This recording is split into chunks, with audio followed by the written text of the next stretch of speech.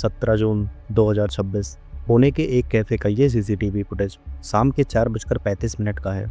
इस फुटेज में नज़र आ रही लड़की का नाम सिया गोयल और उसके सामने बैठा हुआ शख्स पुणे के कोंधवा का रहने वाला 22 साल का चेतन चौधरी है।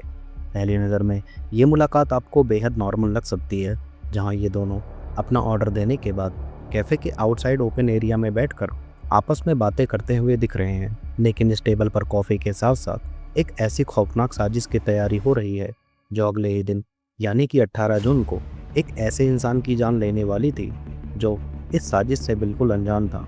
लेकिन सबसे ज़्यादा हैरान करने वाली बात ये थी कि जिस इंसान के मर्डर की प्लानिंग इन दोनों ने मिलकर की थी वो इंसान कोई और नहीं बल्कि सिया का फियांसे केतन अग्रवाल था।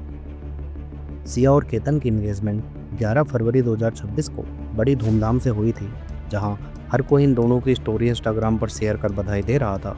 वहीं दूसरी तरफ एंगेजमेंट के कपल वीडियो शूट में दोनों का प्यार एक दूसरे के लिए साफ झलकता हुआ दिख रहा था। लेकिन कहते हैं ना, जो आंखों को दिखाई देता है ज़रूरी नहीं कि वही पूरा सच हो। कभी कभी सबसे खूबसूरत तस्वीरों के पीछे ही सबसे खौफनाक सच छुपा होता है। जहां सिया के शैतानी दिमाग में केतन को जान से मारने की प्लानिंग चल रही थी, वहीं केतन सिया के बर्थडे को उसकी ज़िंदगी का सबसे यादगार दिन बना देना चाहता था। दरअसल 19 जून को सिया का बर्थडे था और उसकी तैयारियां केतन ने लगभग 1 महीने पहले ही शुरू कर दी थी। कभी वो सिया को छोटे छोटे सरप्राइजेस देता, तो कभी रोमांटिक गाने पर उसके साथ डांस कर सोशल मीडिया पर बर्थडे काउंटडाउन की स्टोरी शेयर करता। बाहर से ये रिश्ता एक परफेक्ट लव स्टोरी जैसा नज़र आ रहा था, लेकिन पर्दे के पीछे एक अलग ही कहानी चल रही थी। रिपोर्ट्स के मुताबिक सिया ने इस मर्डर की प्लानिंग से पहले पिछले साल हुए राजा रघुवंशी मर्डर केस को बहुत ही बारीकी से स्टडी किया था। सिया ने केतन को मारने से पहले अपने बचने का प्लान भी सोच रखा था। उसकी गूगल हिस्ट्री ने वो सच उगला जिसे नज़रअंदाज नहीं किया जा सकता। 18 जून को महाराष्ट्र के लोहगढ़ फोर्ट पर जो हुआ उसने सिर्फ एक परिवार ही नहीं बल्कि पूरे देश को हिलाकर रख दिया। एक फियांसे, एक सीक्रेट लवर और एक ऐसी कहानी जहां प्यार के नाम पर सिर्फ धोखा था। केतन को आखिरी पल तक ये पता ही नहीं चला कि जिस सिया पर उसने आंख बंद करके भरोसा किया, जिसे वो अपनी होने वाली वाइफ के रूप में देख रहा था, वही लड़की किसी और के साथ मिलकर उसकी मौत की कहानी पहले ही लिख चुकी थी।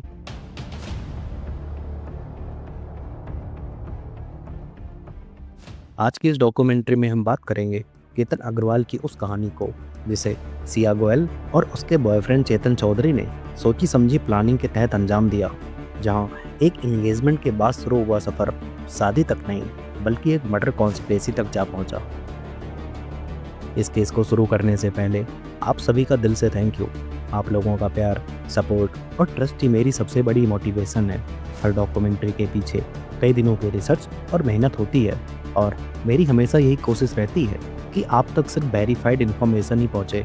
इसलिए इस डॉक्यूमेंट्री को पूरा देखने के बाद अपनी हॉनेस्ट ओपिनियन और सजेशन कमेंट सेक्शन में ज़रूर दीजिएगा। आपका एक कमेंट मुझे और भी बेहतर काम करने की मोटिवेशन देता है।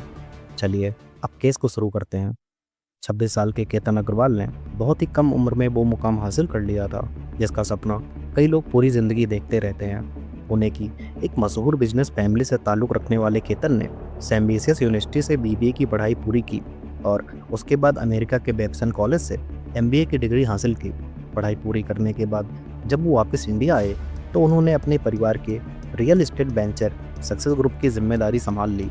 डायरेक्टर और चीफ मार्केटिंग ऑफिसर के रूप में वो बिजनेस में नए आइडियाज़, मॉडर्न थिंकिंग और लॉन्ग टर्म ग्रोथ पर काम करने लगा। केतन का मानना था कि असली कामयाबी सिर्फ बिजनेस को एक्सपेंड करने में नहीं बल्कि एक ऐसी लेगेसी छोड़ने में है जिसे आने वाली पीढ़ियां भी फख्र के साथ याद करें। केतन सिर्फ अपने परिवार का बेटा नहीं था बल्कि उनके सपनों और उम्मीदों का सबसे मजबूत सहारा था। इसी दौरान केतन की ज़िंदगी में एक नया मोड़ आता है जब उसकी मुलाकात पुणे के ही रहने वाली सिया गोयल से होती है। 20 साल की सिया पुणे के एक वेल नोन ड्राई फ्रूट्स और स्पाइसेस बिजनेस फैमिली से बिलोंग करती थी। दोनों परिवार सिर्फ एक ही शहर के नहीं थे बल्कि पिछले करीब 35 सालों से एक दूसरे को अच्छी तरह जानते भी थे। इसी पुरानी पहचान ने धीरे धीरे इस रिश्ते की बुनियाद रखी। सिया की बुआ रेनू मित्तल और उनके हस्बैंड नरेन मित्तल केतन के परिवार के करीबी रिश्तेदार थे। जब शादी की बात चली तो उन्होंने अपनी पूरी जिम्मेदारी के साथ अग्रवाल परिवार को यकीन दिलाया कि सिया एक समझदार, सुलझी और परिवार को साथ लेकर चलने वाली लड़की है। उनका भरोसा इतना मजबूत था कि उन्होंने बार बार सिर्फ एक ही बात कही, आप बेफिक्र रहिए, ये रिश्ता हमारी जिम्मेदारी है। लेकिन सिर्फ रिश्तेदारों की गारंटी, ये दोनों परिवारों की रजामंदी की वजह से ये रिश्ता तय नहीं हुआ था, बल्कि केतन और सिया को एक दूसरे के साथ काफ़ी वक्त बिताने का मौका दिया गया। दोनों मिले, बातें की, एक दूसरे को समझने की कोशिश की, ताकि ज़िंदगी का इतना बड़ा फैसला किसी जल्दबाजी में नहीं बल्कि अपनी मर्जी से लिया जा सके। केतन के घर वाले भी इसी बात पर जोर देते थे कि शादी तभी होगी जब दोनों इस रिश्ते से पूरी तरह खुश हों। इसी वजह से उनकी तरफ से कोई जल्दबाजी नहीं थी, लेकिन सिया के परिवार की तरफ से शादी को जल्दी फाइनल करने की इच्छा ज़्यादा नजर आ रही थी और शायद यहीं से इस कहानी की रफ्तार धीरे धीरे आगे बढ़ने लगी। 11 फरवरी 2026 ये वो दिन था जब केतन और सिया की एंगेजमेंट हुई। उस दिन हर चेहरे पर खुशी थी। दोनों परिवार एक नए रिश्ते का जश्न मना रहे थे। वहीं दूसरी तरफ कपल वीडियो शूट में केतन और सिया एक दूसरे के साथ काफ़ी कंफर्टेबल और खुश दिख रहे थे। जब रिंग एक्सचेंज करने का पल आया तब केतन घुटनों पर बैठकर सिया को रिंग पहनाता है। उसके चेहरे की मुस्कुराहट देखकर ऐसा लग रहा था जैसे उसने अपनी ज़िंदगी का सबसे सही फैसला लिया हो। सिया भी कैमरे के सामने मुस्कुरा रही थी। दोनों एक दूसरे का हाथ थाम कर तस्वीरें खिंचवा रहे थे। हर फ्रेम में एक परफेक्ट कपल की तस्वीर नजर आ रही थी। लेकिन कहते हैं ना, तस्वीरें हमेशा सच नहीं दिखाती। 19 जून को सिया का बर्थडे था, लेकिन उससे एक दिन पहले यानी 18 जून की सुबह केतन ने घर वालों को बताया कि वो सिया के साथ लोहगढ़ फोर्ट जा रहा है। ये सुनकर घर वालों ने पहले उसे रोकने की कोशिश की। उनका कहना था कि अगले ही दिन महाबालेश्वर में बर्थडे सेलिब्रेशन रखा गया है, फिर आज इतनी दूर फोर्ट पर जाने की क्या ज़रूरत है। तब केतन ने मुस्कुराते हुए बताया कि सिया के कुछ फ्रेंड उसके बर्थडे के लिए फोर्ट पर एक सरप्राइज प्लान कर रहे हैं। उसने ये भी कहा कि वहाँ से निकलने के बाद दोनों सीधा रेडिसन होटल चले जाएंगे। पूरा प्लान जानने के बाद केतन की फैमिली ने फोर्ट पर जाने की परमिशन दे दी। सुबह करीब 8:20 पर केतन अपने घर से निकल गया। उस वक्त किसी ने भी ये नहीं सोचा था कि घर से निकलते वक्त अपनों को देखने का ये उसका आखिरी पल होगा। पुणे से लगभग 65 किलोमीटर दूर स्थित लोहगढ़ फोर्ट महाराष्ट्र के सबसे मशहूर ट्रैकिंग स्पॉट में से एक माना जाता है। हर साल खासकर मानसून के दौरान हजारों लोग इस फोर्ट की खूबसूरती देखने और ट्रैकिंग का मजा लेने यहाँ पर पहुँचते हैं। लेकिन 18 जून की वो सुबह इस फोर्ट की पहचान हमेशा के लिए बदलने वाली थी। करीब 10:30 पर फोर्ट पर मौजूद लोगों ने एक लड़की के चिल्लाने की आवाज़ सुनी। आवाज़ इतनी तेज थी कि वहाँ तैनात सिक्योरिटी गार्ड धीरज यादव बिना एक पल गवाए उस दिशा में दौड़ पड़े जहाँ से सिया मदद के लिए पुकार रही थी। जैसे ही धीरज उस स्पॉट पर पहुँचे जहाँ सिया मदद की गुहार लगा रही थी, तब उन्होंने पूरा मामला जानने के बाद तुरंत पुलिस को अलर्ट कर दिया और कुछ ही मिनटों में रेस्क्यू टीम भी लोहगढ़ फोर्ट के लिए रवाना हो गई। इसी बीच सिया ने अपनी मां पूजा गोयल को फ़ोन करके बताया कि केतन खाई में गिर गया है। थोड़ी ही देर बाद करीब 10:45 पर पूजा गोयल ने केतन के घर फ़ोन करके ये खबर उनके परिवार को दी। सबको लगा शायद केतन किसी छोटी सी ढलान से फिसल गया होगा। घबराहट में घर वालों ने कई बार सिया को फ़ोन भी लगाया, लेकिन सिया फ़ोन नहीं उठा रही थी। जब काफ़ी देर बाद उसने कॉल उठाया तो उसने रोते हुए बताया कि फ़ोटो खिंचवाते वक्त केतन का बैलेंस बिगड़ गया और वो सीधा नीचे घाटी में जा गिरा। ये सुनते ही केतन का परिवार बिना वक्त गवाए लोहगढ़ फोर्ट के लिए निकल पड़ा। उधर रेस्क्यू टीम लगातार केतन तक पहुंचने की कोशिश कर रही थी और करीब 12:30 बजे उसका शव फोर्ट के वेस्टर्न साइड की गहरी खाई में झाड़ियों के बीच में मिला। रेस्क्यू ऑपरेशन में शामिल सुनील गायकवाड़ के मुताबिक केतन के सर पर बहुत गंभीर चोट थी। हाथ और पैर पर भी कई घाव थे। ऊंचाई से गिरने की वजह से उसकी मौत मौके पर ही हो चुकी थी। उसके सिर पे बहुत बड़ी चोट आई हुई है। सिर पूरा दबा हुआ था, आधा सिर दबा हुआ था, तो सिर पे वो गिरा हुआ था लड़का, और हाथ पैर पे भी उसके बड़ी बड़ी निशानी थी। रेस्क्यू टीम ने केतन के शव को गहरी घाटी से बाहर निकाला और एम्बुलेंस के जरिए हॉस्पिटल भेज दिया। उस वक्त तक हर किसी को यही लग रहा था कि ये एक दर्दनाक हादसा है। सिया का कहना था कि फोटो खिंचवाते वक्त केतन का बैलेंस बिगड़ गया और वो सीधा खाई में गिर गया। केतन के परिवार ने भी उसकी बात पर बिना किसी शक के यकीन कर लिया। जब पुलिस ने केतन के पिता से पूछा कि क्या उनको किसी पर शक है, तो उन्होंने साफ मना कर दिया। उन्होंने कहा, मेरे बेटे की किसी से दुश्मनी नहीं थी और सिया जब कह रही है कि ये एक्सीडेंट था तो ये एक्सीडेंट ही होगा। इसी वजह से पुलिस ने शुरुआत में इस मामले को एक्सीडेंटल डेथ मानकर एडीआर दर्ज की और पोस्टमार्टम की प्रक्रिया शुरू कर दी। एडीआर का मतलब होता है एक्सीडेंटल डेथ रिपोर्ट। जब किसी मौत की वजह शुरुआत में क्लियर नहीं होती तो उसके बाद एफआईआर दर्ज की जाती है। उस समय किसी ने भी नहीं सोचा था कि जिस घटना को एक साधारण एक्सीडेंट माना जा रहा है उसके पीछे इतनी सोची समझी प्लानिंग छुपी हो सकती है। जिसका कोई अंदाज़ा भी नहीं लगा सकता था। 19 जून 2026 को केतन की अंतिम यात्रा निकाली जा रही थी अग्रवाल परिवार के लिए। ये सिर्फ एक जवान बेटे को खोने का दर्द नहीं था, उन्होंने अपने घर का वारिस, अपनी उम्मीदें और अपने भविष्य का एक हिस्सा हमेशा के लिए खो दिया था। पूरा घर मातम में डूबा हुआ था, हर तरफ खामोशी थी, आंसू थे और हर किसी के जहन में बस एक ही सवाल था, आखिर इतना बड़ा हादसा हुआ कैसे। इसी दौरान सिया भी केतन के घर पहुंची। वो दुखी और गुमसुम नजर आ रही थी, लेकिन यहीं से इस कहानी ने धीरे धीरे एक नया मोड़ लेना शुरू किया। दरअसल केतन को ट्रैकिंग का काफ़ी एक्सपीरियंस था, वो पहले भी कई फॉर्ट्स पर जा चुका था, इसलिए उसके इतनी आसानी से पैर फिसल कर गिर जाने वाली बात परिवार के कुछ लोगों को अंदर ही अंदर खटकने लगी। और यही वो पहला शख्स था जिसने बाद में इस पूरी साजिश का सच दुनिया के सामने ला दिया। सिया पर सबसे ज्यादा शक केतन की बहन संजना का था, इसलिए संजना ने जब एक ही घटना को लेकर सिया से बार बार सवाल किए तो हर बार उसका जवाब बदलता गया। सिया अपनी कहानियों में संजना को उलझाने की कोशिश करती रही, लेकिन संजना को उसके जवाबों में छुपे झूठ साफ साफ महसूस होने लगे और यहीं से पहली बार सिया के प्रति उसका शक गहरा होता चला गया। आखिरकार संजना ने अपने भीतर उठ रहे इस सवाल को अपने पिता से बताया। उसने कहा, पापा मुझे लग रहा है सिया हमसे कुछ छुपा रही है। जहाँ एक तरफ सिया सोशल मीडिया पर इमोशनल स्टोरी शेयर कर लिख रही थी, तुम मुझे मेरे बर्थडे के दिन छोड़कर चले गए, हम शादी के कितने करीब थे, फिर भी तुम मुझे छोड़कर चले गए। आज तक मुझे समझ नहीं आया कि तुमने मेरे साथ ऐसा क्यों किया। मेरे कुछ सपने थे, लेकिन अब सिर्फ ऐसे सवाल रह गए जिनका जवाब मुझे कभी नहीं मिलेगा। तुम मुझे तब क्यों छोड़कर चले गए जब मैं तुमसे इतना प्यार करती थी। Rest in peace.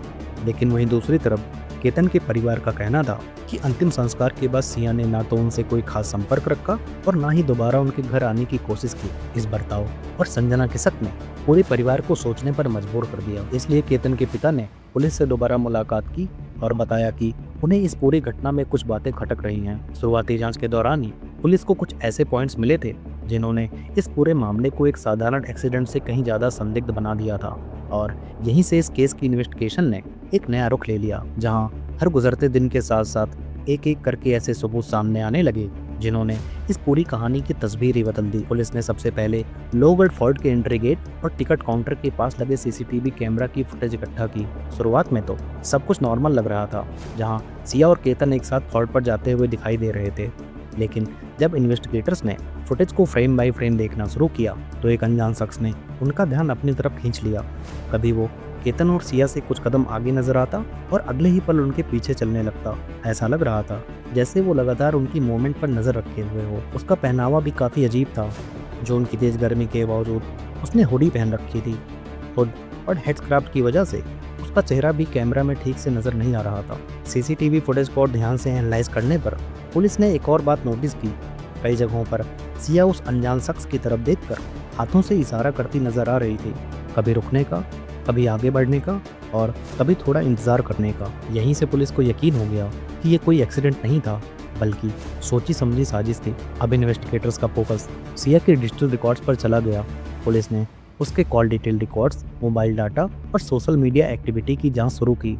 जांच में सामने आया कि पिछले कई महीनों से सिया एक ही नंबर पर लगातार बात कर रही थी और ये सिर्फ कुछ फ़ोन कॉल्स नहीं थी, बल्कि कुल 2004 कॉल्स और लगभग 238 घंटे की बातचीत। जब उस नंबर की जांच हुई तो पता चला कि ये नंबर पुणे के कोंधवा में रहने वाले चेतन चौधरी का है और इन्वेस्टिगेटर्स ने यह भी सामने ला दिया सिया और चेतन रिलेशनशिप में थे। लेकिन सीसीटीवी में दिख रहे उस अनजान इंसान की पहचान करना अब पुलिस की सबसे बड़ी प्रायोरिटी बन चुकी थी। जब इन्वेस्टिगेटर्स ने उसकी बॉडी लैंग्वेज और कपड़ों का कंपैरिजन चेतन चौधरी की तस्वीरों से किया तो उनका शक और भी मजबूत हो गया। 22 जून 2026 की रात करीब 11:30 बजे पुलिस ने चेतन के घर पहुंचकर उसको हिरासत में ले लिया और फिर पूरी रात उससे लगातार पूछताछ होती रही। अगले ही दिन 23 जून की सुबह सिया को भी पुलिस ने कस्टडी में ले लिया। उसके बाद दोनों से अलग अलग इंट्रोगेशन की गई। शुरुआत में दोनों अपनी कहानी पर टिके रहे, लेकिन जैसे जैसे पुलिस सबूत उनके सामने रखती गई वैसे वैसे उनकी कहीं हर बात झूठ होने लगी और फिर धीरे धीरे वो सच सामने आया जिसने इस पूरे मामले को एक एक्सीडेंट से सीधा एक सोची समझी मर्डर कॉन्स्पिरेसी में बदल दिया। लेकिन सवाल ये था, आखिर चेतन चौधरी था कौन और उसका केतन की जिंदगी से क्या लेना देना था। चेतन पुणे के कोंधवा का रहने वाला था। उसने बीबीए की पढ़ाई की थी और उसका घर भी सिया के घर से ज़्यादा दूर नहीं था। उसके पिता की मार्केट यार्ड में ही ग्रोसरी की एक दुकान थी। इत्तेफाक की बात यह थी कि इसी मार्केट यार्ड में कुछ ही दूर सिया के पिता प्रवीण गोयल की भी दुकान थी। लेकिन चेतन और सिया की जान पहचान उनके परिवार के बिजनेस की वजह से नहीं हुई थी। साल 2024 में एक क्रिकेट मैच के दौरान चेतन की दोस्ती सिया के भाई साहिल से हुई। दोनों की दोस्ती बढ़ती गई और अगले साल एक कॉमन फ्रेंड की दिवाली पार्टी में साहिल ने चेतन को बुलाया। वहीं पहली बार चेतन और सिया आमने सामने मिले। इस मुलाकात के बाद दोनों की बातों का सिलसिला शुरू हुआ। बातें दोस्ती में बढ़ी और कुछ ही वक्त बाद दोनों रिलेशनशिप में आ गए। दोनों अक्सर साथ वक्त बिताते, क्रिकेट मैचेस देखने जाते और कई जगहों पर एक साथ घूमने भी जाया करते थे। पुलिस को ऐसे भी रिकॉर्ड्स मिले जिनसे पता चला कि दिसंबर 2025 में दोनों जोधपुर भी गए थे और वहां 2 दिन तक एक साथ रुके भी थे। लेकिन ये रिश्ता ज़्यादा दिन तक छुप नहीं सका। धीरे धीरे सिया के घर वालों को भी इस रिलेशनशिप के बारे में पता चल गया। हैरानी की बात यह थी कि गिरफ्तारी के बाद जब मीडिया ने सिया के परिवार से सवाल किए तो शुरुआत में उन्होंने साफ कहा कि उन्हें इस अफेयर के बारे में कोई जानकारी नहीं थी। लेकिन पुलिस इंट्रोगेशन में खुद सिया ने बताया कि उसके पेरेंट्स को सब कुछ पहले से ही पता था। बाद में जब सोशल मीडिया पर सिया और चेतन के क्रिकेट मैचेस वाले वीडियोस और फोटोज सामने आने लगी, तब सिया की मां ने अपना पहला बयान बदलते हुए कहा कि सिया और चेतन सिर्फ अच्छे दोस्त थे। यहाँ एक और बात गौर करने वाली है, अगर सिया और चेतन सिर्फ अच्छे दोस्त थे तो पिछले कई महीनों में हजारों कॉल्स, साथ में ट्रिप्स और लगातार मिलना जुलना इस बात की तरफ इशारा कर रहा था। यही वो सवाल था जिसका जवाब पुलिस भी ढूंढ रही थी। पुलिस रिपोर्ट्स के मुताबिक सिया के परिवार की सबसे बड़ी प्रायोरिटी थी कि उसकी शादी बिना किसी रुकावट के हो जाए। इसी वजह से केतन के परिवार के सामने सिया की पर्सनल लाइफ से जुड़ी हुई अहम बातें कभी सामने ही नहीं आई। रिश्ते के वक्त केतन के घरवालों को बताया गया था कि सिया बहुत ही शांत स्वभाव की लड़की है, उसे पार्टीज या अल्कोहल का कोई शौक नहीं है। लेकिन इन्वेस्टिगेशन के दौरान पुलिस को दिसंबर 2022 की एक सोशल मीडिया स्टोरी मिली जिसमें सिया एक क्लब में अपने भाई के साथ नजर आई और उसके हाथों में अल्कोहल ड्रिंक भी दिख रही थी। रिपोर्ट्स के मुताबिक जब सिया के घर वालों को उसके और चेतन की रिलेशनशिप की जानकारी मिली तब उन्होंने उसकी शादी के लिए तेजी से लड़का देखना शुरू कर दिया। उनकी इच्छा थी कि सिया की शादी एक ऐसे परिवार में हो जो सामाजिक और आर्थिक रूप से उनसे भी ज़्यादा मजबूत हो। इसी दौरान उनकी नज़र पुणे के रियल एस्टेट बिजनेसमैन विशाल अग्रवाल के परिवार पर पड़ी। केतन पढ़ा लिखा था, इंटेलिजेंट था और एक वेल एस्टेब्लिश्ड बिजनेस फैमिली से था। परिवार को लगा कि इससे बेहतर रिश्ता उन्हें शायद ही कहीं मिले। अक्सर कुछ परिवार ये सोच लेते हैं कि शादी के बाद पुराने रिश्ते अपने आप खत्म हो जाते हैं, लेकिन असल ज़िंदगी में सिर्फ शादी तय हो जाने से किसी की फीलिंग्स या डिसीजन नहीं बदल जाते। और शायद यही वो फैसला था जिसने इस कहानी को धीरे धीरे एक ऐसे मोड़ की तरफ धकेल दिया जहाँ से लौटने का कोई रास्ता ही नहीं बचा। जब सिया और केतन का रिश्ता जोड़ा जा रहा था तब सिया की उम्र सिर्फ 20 साल थी। इतनी कम उम्र देखकर केतन के पिता ने शुरुआत में इस रिश्ते में दिलचस्पी नहीं दिखाई, लेकिन जब दोनों परिवारों के कॉमन रिलेटिव्स ने बार बार उन्हें भरोसा दिलाया और इस रिश्ते की जिम्मेदारी ली, तब आखिरकार सिया और केतन की पहली मुलाकात करवाई गई। केतन के लिए ये रिश्ता सिर्फ एक अरेंज मैरिज नहीं था, वो दिल से इस रिश्ते को अपना चुका था। एंगेजमेंट के बाद उसकी हर कोशिश, हर सरप्राइजेस और हर प्लान में सिया के लिए उसका प्यार साफ नजर आता था। लेकिन इसी कहानी का दूसरा पहलू बिल्कुल अलग था। जहाँ एक तरफ केतन अपने आने वाले कल के सपने देख रहा था तो वहीं दूसरी तरफ सिया का रिलेशनशिप चेतन के साथ अब भी जारी था। और सबसे बड़ा सवाल यही था, अगर सिया इस शादी से खुश नहीं थी तो उसने केतन को सच क्यों नहीं बताया। उसके पास हर मोड़ पर मना करने का मौका था, लेकिन केतन के सामने सिया ने कभी अपने बदलते जज्बात जाहिर नहीं होने दिए। सिया पहले की तरह उसके साथ मुस्कुराती रही, तस्वीरें खिंचवाती रही और हर पल यही एहसास दिलाती रही कि वो भी उससे उतना ही प्यार करती है जितना कि वो। सिया की परवरिश एक संपन्न परिवार में हुई थी जहाँ उसकी ज़्यादातर ख्वाहिशें आसानी से पूरी हो जाती थी। इन्वेस्टिगेशन में ये भी सामने आया कि पढ़ाई से ज़्यादा उसकी दिलचस्पी अपनी पर्सनल लाइफ और सोशल सर्किल में थी। दूसरी तरफ केतन की ज़िंदगी बिल्कुल अलग थी। वो एक बड़े जॉइंट फैमिली का हिस्सा था जहाँ परिवार और जिम्मेदारियां सबसे पहले आती थी। पुलिस रिपोर्ट्स के मुताबिक सिया को लगने लगा था कि शादी के बाद उसे भी इसी परिवार और लाइफ स्टाइल का हिस्सा बनना पड़ेगा। धीरे धीरे ये एहसास उसके लिए बोझ बनता चला गया। पुलिस का मानना था कि वो इस रिश्ते को अपनी मर्जी से ज्यादा परिवार के फैसलों के रूप में देखने लगी थी। और हो ना हो शायद यहीं से उसके अंदर इस शादी को लेकर बेचैनी बढ़ती गई। एक ऐसी बेचैनी जिसने आगे चलकर इस कहानी को एक बहुत ही खौफनाक मोड़ पर लाकर खड़ा कर दिया। पुलिस रिपोर्ट्स के मुताबिक जब सिया ने पहली बार चेतन के सामने केतन को जान से मारने की बात कही तब चेतन ने उसे एक अलग रास्ता सुझाया। चेतन ने कहा, अगर हम एक साथ रहना चाहते हैं तो घर छोड़कर कहीं और नई जिंदगी शुरू कर लेते हैं। लेकिन सिया को किसी भी हाल में ये मंजूर नहीं था।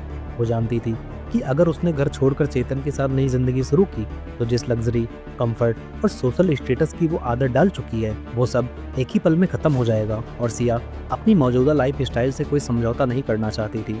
उसके लिए एक ही रास्ता बचा था और वो रास्ता था केतन को हमेशा के लिए अपनी जिंदगी से हटा देना। हैरानी की बात यह थी कि चेतन का केतन से कोई व्यक्तिगत विवाद नहीं था, ना ही कोई पुरानी दुश्मनी थी। दोनों एक दूसरे के लिए लगभग अनजान ही थे। पुलिस के मुताबिक इस पूरी कहानी की जड़ सिर्फ सिया के फैसलों में थी। अब यहाँ एक सवाल उठता है, आखिर कोई इंसान इतना बड़ा फैसला करता क्यों है? क्रिमिनल फिजियोलॉजिस्ट के मुताबिक ऐसे केसेस में वजह सिर्फ नफरत नहीं होती, कई बार असली वजह होती है अपनी मर्जी को हर हाल में पूरा करने की जिद। जब किसी को लगने लगता है कि उसके सपने, उसकी फ्रीडम या उसकी पर्सनल लाइफ के बीच कोई इंसान सबसे बड़ी रुकावट है, तब कुछ लोग उस रुकावट को एक इंसान के रूप में देखना ही छोड़ देते हैं। धीरे धीरे उनके लिए वो सिर्फ एक प्रॉब्लम बन जाता है जिसे किसी भी तरह वो खत्म करने की सोच लेते हैं। फिजियोलॉजी में इसे मॉरल डिसएग्रीमेंट कहा जाता है, यानी इंसान अपने आप को ये यकीन दिलाने लगता है कि वो जो करने जा रहा है वो गलत नहीं बल्कि बहुत ज़रूरी है। इसी सोच के साथ उसके अंदर का गिल्ट धीरे धीरे कम होने लगता है। लेकिन सिर्फ एक बात या एक दिन किसी को कातिल नहीं बना देता। ऐसे फैसले अक्सर तब पैदा होते हैं जब सेल्फ इंटरेस्ट, इमोशनल अटैचमेंट, डर और कॉन्सिक्वेंसेस को इग्नोर करने की आदत एक साथ मिल जाती है। और जब किसी को लगने लगे कि उसके पास सिर्फ एक ही रास्ता बचा है, तब वो सबसे खतरनाक गलती कर बैठता है। रिपोर्ट्स के मुताबिक 11 फरवरी 2026 को एंगेजमेंट होने के बाद इस प्लानिंग की शुरुआत हो चुकी थी। जांच के दौरान सिया के डिजिटल रिकॉर्ड्स में ऐसी इंटरनेट सर्चेस मिली जिसमें हत्या के तरीकों और किसी मर्डर को एक्सीडेंट की तरह दिखाने से जुड़ी जानकारी को भी सर्च किया गया था। कई जगहों और कई पॉसिबिलिटीज पर विचार करने के बाद आखिरकार लोहगढ़ फोर्ट को ही इस प्लान के लिए चुना गया। पुलिस का कहना है कि सिया पहले भी वहां जा चुकी थी और उसे लगता था कि इस फोर्ट की गहरी घाटी किसी भी घटना को एक्सीडेंट का रूप देने के लिए एक सही जगह हो सकती है। इसी प्लानिंग के तहत 31 मई 2026 को सिया पहली बार केतन को लोहगढ़ फोर्ट लेकर गई। इस विजिट का मकसद सिर्फ घूमना नहीं था बल्कि उस जगह को ध्यान से देखना और अपने प्लान को और मजबूत बनाना था। जून के पहले हफ्ते में केतन और सिया का बाली जाना तय था, जहाँ उनका प्री वेडिंग शूट होना था। लेकिन सिया इस ट्रिप पर जाना ही नहीं चाहती थी, इसलिए उसने फैसला किया कि बाली जाने से पहले ही अपने प्लान को अंजाम दिया जाए। इसलिए 5 जून को उसने एक बार फिर केतन को लोहगढ़ फोर्ट पर चलने के लिए कहा। जब केतन ने ये बात अपने घर पर बताई तो उसकी माँ ने कहा कि अभी कुछ दिन पहले ही तुम फोर्ट पर जा चुके हो, इसलिए दोबारा जाने की क्या ज़रूरत है। लेकिन केतन ने अपनी माँ को समझाते हुए कहा कि सिया जाना चाहती है और आखिरकार केतन की फैमिली वाले मान गए। बाद में सिया ने खुद ही किसी बहाने से ये प्लान कैंसिल कर दिया। इन्वेस्टिगेटर्स का आरोप है कि उस दिन चेतन साथ नहीं आ पाया था, इसलिए सिया ने पूरा प्लान कैंसिल कर दिया। इसके बाद 7 जून को बाली की ट्रिप प्लान थी, जहां केतन, सिया, संजना और सिया का भाई साहिल साथ जाने वाले थे। सुबह की फ्लाइट थी, इसलिए सब लोग 6 जून की रात ही मुंबई एयरपोर्ट के लिए निकल गए। सफ़र के दौरान सबके पासपोर्ट्स और ट्रैवल डॉक्यूमेंट्स एक ही पाउच में रखे गए थे। रास्ते में जब सब लोग एक फूड प्लाजा पर रुके तब सिया ये कहकर अकेली गाड़ी के पास लौट गई कि उसका मोबाइल अंदर ही रह गया है।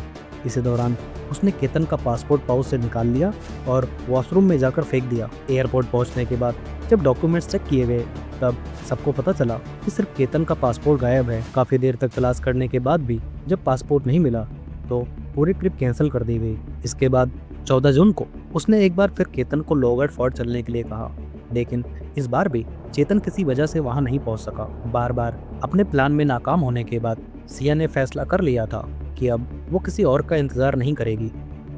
14 जून को सिया और केतन फोर्ट पर पहुंच गए।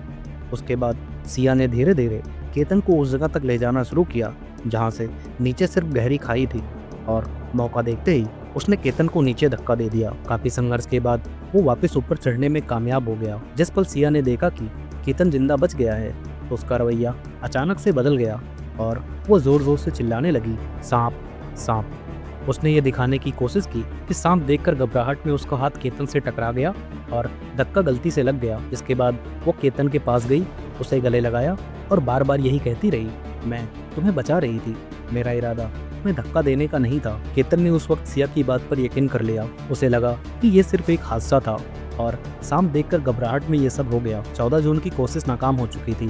केतन बच गया था और उसे दोबारा उसी जगह पर ले जाना इतना आसान नहीं था। लेकिन सिया ने हार नहीं मानी। रिपोर्ट्स के मुताबिक 15 जून 2026 को उसने पहली बार चेतन की बात केतन से करवाई। उसने चेतन को सिर्फ एक दोस्त बताया ताकि केतन के मन में किसी भी तरह का शक ना पैदा हो। कुछ ही देर बाद चेतन ने खुद केतन को फ़ोन किया। उसने कहा कि वो और सिया के कुछ दोस्त मिलकर उसके बर्थडे पर एक सरप्राइज प्लान कर रहे हैं। केतन के लिए इस प्लानिंग पर शक करने की कोई खास वजह नहीं थी। उसके लिए ये बस सिया के बर्थडे को यादगार बनाने की एक सरप्राइज प्लानिंग थी। इसी भरोसे के साथ उसने बिना किसी हिचकिचाहट के इस प्लान के लिए हाँ कर दी। 17 जून की शाम को सिया और चेतन पुणे के एक कैफे में मिले। इसी मुलाकात में अगले दिन की पूरी प्लानिंग को फाइनल किया गया। फोर्ट पर किस जगह जाना है, किस वक्त मौका मिलेगा और किस तरह पूरी घटना को एक एक्सीडेंट की तरह दिखाया जाएगा। इन सब बातों की प्लानिंग पहले ही कैफे में हो चुकी थी। दोनों ने आपस में कुछ सीक्रेट सिग्नल भी तय किए थे। प्लान ये था कि सिया किसी बहाने से केतन को घाटी के बिल्कुल किनारे तक ले जाएगी और उसके बाद चेतन अपनी पोजीशन के हिसाब से आगे का रोल निभाएगा। 18 जून की सुबह केतन ने घर वालों से कहा कि वो सिया के साथ लोहगढ़ फोर्ट जा रहा है। परिवार को ये बात थोड़ी अजीब जरूर लगी। जैसा कि मैंने आपको शुरुआत में बताया था कि 19 जून को सिया का बर्थडे सेलिब्रेशन महाबलेश्वर में होना था, इसलिए पहले तो केतन की फैमिली ने उसे जाने से मना कर दिया। लेकिन केतन ने बताया कि सिया के दोस्तों ने उसके बर्थडे के लिए फोर्ट पर एक सरप्राइज प्लान किया है, जिसे सुनकर आखिरकार घर वालों ने उसकी बात मान ली। सुबह करीब 8:20 पर केतन घर से निकल गया। इसी के साथ उस साजिश का आखिरी चैप्टर भी शुरू हो चुका था। वहीं दूसरी तरफ चेतन अपनी जुपिटर स्कूटी से पहले ही लोहगढ़ फोर्ट की तरफ रवाना हो चुका था। उधर सिया भी मार्केट यार्ड से कैब लेकर निकली और रास्ते में मुंबई पुणे एक्सप्रेसवे पर केतन से जा मिली। वहां से दोनों एक ही गाड़ी में फोर्ट की तरफ निकल पड़े। करीब 1 घंटे बाद दोनों लोहगढ़ फोर्ट के बेस पर पहुंच गए और उस वक्त चेतन पहले से ही वहां मौजूद था। केतन ने चेतन को पहले कभी देखा ही नहीं था, इसलिए जैसे ही केतन और सिया ने ट्रैकिंग शुरू की, चेतन भी कुछ दूरी बनाकर उनके पीछे चलने लगा। सीसीटीवी फुटेज में वो हुडी पहनकर केतन और सिया के आसपास ही नजर आ रहा था। कभी कुछ दूरी बनाकर उनके पीछे चलता तो कभी उनसे आगे निकल जाता। कई जगहों पर सिया उसकी तरफ मुड़कर हाथों से इशारा करती हुई दिख रही थी, कभी रुकने का, कभी आगे बढ़ने का और कभी वहीं इंतजार करने का। ये कोई आम इशारे नहीं थे, बल्कि पहले से तय किए गए वही सिग्नल थे जिसे इन दोनों ने मिलकर पहले ही प्लान कर लिया था। कुछ ही देर बाद तीनों उस जगह के करीब पहुंच गए जहां पूरी प्लानिंग को अंजाम दिया जाना था। उधर केतन बिल्कुल निश्चिंत था। उसे ज़रा भी एहसास नहीं था कि जिस पे वो सबसे ज़्यादा भरोसा करता है वही कुछ ही पल में उसकी जान लेने वाली है। व्यू पॉइंट्स के पास सिया ने केतन से कहा कि वो बैली की तरफ मुड़कर हाथ फैलाकर खड़ा हो जाए ताकि वो उसकी एक फ़ोटो ले सके। जैसे ही केतन पोज देने लगा, सिया फ़ोटो लेने के बहाने नीचे बैठ गई। पुलिस रिपोर्ट्स के मुताबिक यही वो सिग्नल था जिसका चेतन इंतजार कर रहा था और अगले ही पल चेतन तेजी से पीछे की तरफ से दौड़ता हुआ आया और उसने केतन को गहरी खाई में धक्का दे दिया। धक्का इतना तेज था कि केतन को संभलने का मौका ही नहीं मिला। उस वक्त वहां मौजूद लोगों को ये सिर्फ एक दर्दनाक हादसा लग रहा था, लेकिन सीसीटीवी फुटेज, मोबाइल रिकॉर्ड्स और डिजिटल एविडेंस ने इस पूरे केस की दिशा ही बदल दी। पुलिस के मुताबिक पूछताछ के दौरान दोनों ने इस पूरी प्लानिंग और उसके एग्जीक्यूशन के बारे में महत्वपूर्ण जानकारियां दी। प्लानिंग सिर्फ केतन की हत्या तक सीमित नहीं थी, बल्कि सबूत छुपाने और पुलिस को गुमराह करने की तैयारी भी पहले से ही हो गई थी। चेतन को लग रहा था कि अगर घटना के वक्त उसके मोबाइल की लोकेशन लोहगढ़ फोर्ट पर नहीं दिखेगी तो उसका नाम कभी सामने आएगा ही नहीं। इसी वजह से इन्वेस्टिगेटर्स ने जब उसके फ़ोन का टेक्निकल एनालिसिस किया तो एक अजीब बात सामने आई। 18 जून की सुबह से लेकर शाम तक उसका मोबाइल मार्केट यार्ड के आसपास ही लोकेशन दिखा रहा था। सिर्फ इतना ही नहीं, पुलिस ने यह भी पाया कि उस दिन सुबह करीब 7 बजे से शाम 5:30 बजे तक उसके फ़ोन का मोबाइल डाटा पूरी तरह बंद था। इन्वेस्टिगेटर्स के लिए ये एक बड़ा रेड फ्लैग था। अब पुलिस ने सिर्फ लोकेशन पर भरोसा नहीं किया, उन्होंने उस दिन चेतन के फ़ोन पर आई हर कॉल की डिटेल खंगालनी शुरू की और यही इन्वेस्टिगेशन ने एक नया मोड़ लिया। लगभग हर कॉलर ने पुलिस को एक ही बात बताई। जब भी उन्होंने चेतन के नंबर पर फ़ोन किया, कॉल खुद चेतन ने रिसीव नहीं की, फ़ोन उसके दुकान पर काम करने वाले एम्प्लॉय नीरज ने उठाया था। अब पुलिस को समझ आ गया था कि कहानी सिर्फ एक मोबाइल लोकेशन की नहीं थी। इसके बाद इन्वेस्टिगेटर्स ने नीरज के मोबाइल की लोकेशन और उसकी मूवमेंट की भी जांच शुरू कर दी, जहां इस साजिश की एक और परत खुलने वाली थी। लेकिन पुलिस को सबसे बड़ा सरप्राइज तब मिला जब उन्होंने नीरज की मोबाइल की लोकेशन चेक की। नीरज की मोबाइल लोकेशन मार्केट यार्ड नहीं बल्कि लोहगढ़ फोर्ट के आसपास मिली। यहीं से समझ आ गया कि पूरी प्लानिंग सिर्फ मर्डर तक सीमित नहीं थी, बल्कि डिजिटल एविडेंस को भी मैनिपुलेट करने की कोशिश की गई थी। 18 जून को चेतन अपना मोबाइल जानबूझकर अपनी दुकान पर छोड़ गया था और इंटरनेट भी बंद कर दिया था ताकि उसकी डिजिटल एक्टिविटी ट्रेस ही ना हो। फोर्ड पर वो अपने एम्प्लॉय नीरज का मोबाइल लेकर गया था। मकसद सिर्फ एक था, अगर पुलिस बाद में लोकेशन ट्रेस करे तो चेतन का फ़ोन उसकी दुकान पर ही दिखे। लेकिन इस प्लानिंग में एक और चीज़ शामिल थी। जब फोर्ड के एंट्री गेट पर सिक्योरिटी गार्ड ने चेतन को टिकट लेने के लिए रोका तो उसने ये कहकर बात टाल दी कि वो सिर्फ एक्सरसाइज करने के लिए अंदर जा रहा है और वापस आकर टिकट ले लेगा। लेकिन जब वो वापस लौटा तो तेजी से बिना टिकट लिए अपनी जुपिटर स्कूटी से निकल गया। चेतन टिकट काउंटर के पास लगे सीसीटीवी कैमरे से बचना चाहता था। इसी वजह से उसने जून की गर्मी में हुडी पहनी थी और अपने हेड को भी कवर किया हुआ था ताकि उसकी पहचान आसानी से हो ही ना सके। चेतन ने फोर्ड पर जाने के लिए कार की जगह स्कूटी इसलिए चुनी क्योंकि कार से आने पर टोल प्लाजा के एनपीआर और सीसीटीवी कैमराज में उसकी मूवमेंट रिकॉर्ड हो सकती थी। इंट्रोगेशन के दौरान सिया ने केतन को मारने की अलग अलग वजहें बताई। कभी उसने कहा कि वो केतन से खुश नहीं थी तो कभी उसने कहा कि केतन हेयर पैच लगाता था। उसने केतन से नफरत करने की अलग अलग वजहें बताई। बाद में उसने दावा किया कि इंगेजमेंट से पहले ही केतन को अपने रिलेशनशिप के बारे में मैंने बता दिया था और शादी के लिए भी मना कर दिया था, जबकि ये बात सरासर झूठ है। रिपोर्ट्स के मुताबिक अभी हाल ही में सिया के स्नैपचैट का एक स्क्रीनशॉट वायरल हो रहा है जो कि 25 मई का है, जिसमें वो अपने किसी फ्रेंड से कह रही है आधार कार्ड फ्रंट बैक भेज दे और वेडिंग टिकट्स जो होने नहीं वाली है फिर भी भेज दे। यानी कि सिया के मन में इस रिश्ते को लेकर शुरू से ही जहर भरा हुआ था। इन्वेस्टिगेशन के दौरान पुलिस को सिया के गूगल अकाउंट से कुछ ऐसी इंटरनेट सर्चेस भी मिली जिन्होंने इन्वेस्टिगेटर्स के होश उड़ा दिए। रिपोर्ट्स के मुताबिक उसने सर्च किया था पुलिस कस्टडी में महिलाओं के साथ क्या क्या होता है, मर्डर के बाद पुलिस कौन कौन से सवाल पूछती है, और सबसे हैरान करने वाली बात उसने इंटरनेट पर यह भी सर्च किया था कि सोनम रघुवंशी से पुलिस ने इंट्रोगेशन में क्या क्या सवाल पूछे थे। अगर ये सर्चेस वाकई इन्वेस्टिगेशन में रिकवर हुई हैं तो इन्वेस्टिगेटर्स के लिए ये सिर्फ आम इंटरनेट सर्चेस नहीं है। पुलिस का मानना था कि इनसे ये जानने की कोशिश की जा रही थी कि इंट्रोगेशन के दौरान किस तरह का सवाल पूछा जा सकता है और कानूनी प्रोसेस में आगे क्या हो सकता है। लेकिन ये याद रखना भी ज़रूरी है कि सिर्फ किसी सर्च हिस्ट्री के आधार पर किसी व्यक्ति का जुर्म साबित नहीं होता। किसी भी क्रिमिनल केसेस में डिजिटल एविडेंस को अन्य सबूतों के साथ ही मिलाकर देखा जाता है और आखिरी फैसला हमेशा कोर्ट करती है। इस केस में सिर्फ प्यार और धोखे का ही नहीं, पैसों का एंगल भी जोड़ा जा रहा है। कुछ मीडिया रिपोर्ट्स के अनुसार शादी की शॉपिंग और आर्ग्यूमेंट्स के नाम पर केतन से करीब 1 करोड़ रुपए लिए गए थे। दावा ये भी है कि बाद में वही पैसे चेतन ने अपने बिजनेस में यूज़ किए। सिया ने सिर्फ 26 साल के केतन की ही जान नहीं ली बल्कि इसके बाद उसके पूरे परिवार को गहरा सदमा दिया। हाल ही में 4 जुलाई की रात को केतन के दादा देवीचंद अग्रवाल जी का भी निधन हो गया। परिवार का कहना है कि केतन को खोने का सदमा वो बर्दाश्त नहीं कर पाए। ये घटना इस बात की याद दिलाती है कि एक जुर्म का असर सिर्फ एक इंसान तक सीमित नहीं रहता बल्कि उसकी गूंज पूरे परिवार की जिंदगी बदल देती है। इस पूरी कहानी से सिर्फ एक मर्डर की कहानी नहीं मिलती बल्कि जिंदगी के कई बड़े सबक भी मिलते हैं। प्यार कभी धोखे की बुनियाद पर खड़ा नहीं हो सकता। अगर आप किसी और से प्यार करते हैं तो किसी तीसरे इंसान की जिंदगी में झूठ बोलकर या झूठी उम्मीदें देकर एंटर मत कीजिए। सच बोलना मुश्किल हो सकता है लेकिन झूठ का अंजाम अक्सर किसी न किसी की ज़िंदगी तबाह कर देता है। हर पेरेंट्स अपने बच्चों के लिए अच्छा ही सोचते हैं लेकिन शादी सिर्फ 2 परिवारों का नहीं, 2 इंसानों की पूरी ज़िंदगी का फैसला होती है। अगर किसी लड़के या लड़की की मर्जी उस रिश्ते में नहीं है तो सिर्फ सोसाइटी और स्टेटस के लिए उस पर प्रेशर बनाना कभी कभी बहुत खतरनाक नतीजे दे सकता है। रिलेशनशिप में रेड फ्लैग्स को इग्नोर मत कीजिए। अगर सामने वाला बार बार झूठ बोल रहा है, अपनी बातें छुपा रहा है, हर बार अलग अलग कहानी सुना रहा है या आपको इमोशनली मैनिपुलेट कर रहा है तो सिर्फ प्यार के नाम पर सब कुछ इग्नोर मत कीजिए। सोशल मीडिया पर जो परफेक्ट लाइफ दिखती है वो हमेशा रियलिटी नहीं होती है।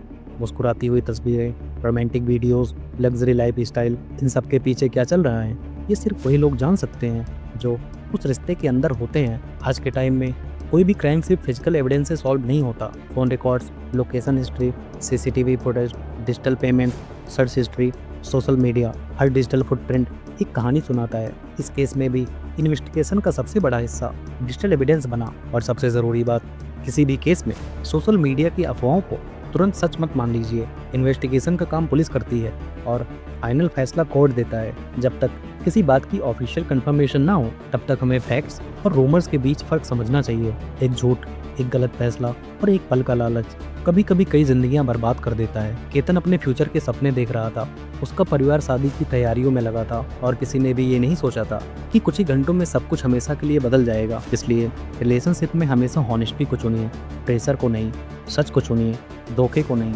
और किसी भी फैसले से पहले एक बार ज़रूर सोचिए, क्योंकि कुछ गलतियों का कोई सेकंड चांस नहीं होता।